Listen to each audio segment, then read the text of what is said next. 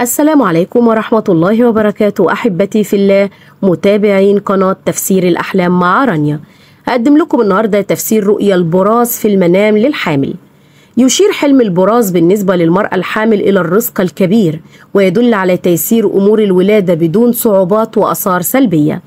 يشير التبرز في حلم المرأة الحامل إلى الصحة الجيدة والفرح والفرج القادم وزوال الآلام والأوجاع بإذن الله تعالى. أما رؤيا براز الطفل في منام المرأة الحامل فهو زيادة في الرزق والفرج القريب بإذن الله. رؤيا براز الميت في منام المرأة الحامل يدل على زيادة الخير والمنفعة والرزق، كما يدل على الصحة والعافية بإذن الله تعالى. إذا رأت الحامل أنها تجمع البراز من الأرض يدل على خير كثير سوف تحصل عليه في الفترة القادمة من حياتها. رؤيا البراز في منام الحامل يدل على اقتراب ولادتها وعلى سهولة الولادة. أيضا رؤيا براز طفل في المنام للحامل يدل على ولادة طفل يتمتع بالصحة الجيدة. رؤيا الحامل البراز في اليد يدل على زيادة في الرزق والمال والخيرات. فبوجه عام رؤيا الحامل للبراز يدل على الكثير من النقود من خلال ميراث، ويدل أيضا على سداد ديونها.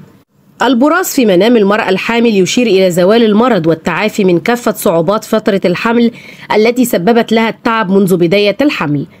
البراز يدل على التحسن التدريجي في حياة الرائية السيئة وأنها نهضت بعد فترة من الغمة. البراز للحامل يدل على علاقتها الجيدة مع زوجها وأنها تسعى للحصول على العلاقات الاجتماعية الجيدة مع الآخرين. براز الطفل للحامل يدل على المسؤولية الكبيرة الخاصة بالطفل والتي ستتعود عليها تدريجيا بإذن الله. رؤية الحامل في منامها البراز في المرحاض تدل على تبدل حال المرأة من الضيق إلى الفرج ومن اليسر بعد العسر. البراز في المرحاض يدل على النظر إلى الأمور بشكل عقلاني. البراز في المرحاض دليل على قدرتها على تحقيق أمنياتها. البراز الموجود في إناء يدل على السعادة والبهجة. البراز في منامها يدل على سعيها واجتهادها الكبير في الحياة من أجل أبنائها.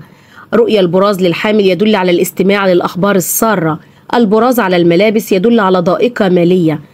البراز على الملابس يدل على الخلافات الزوجية.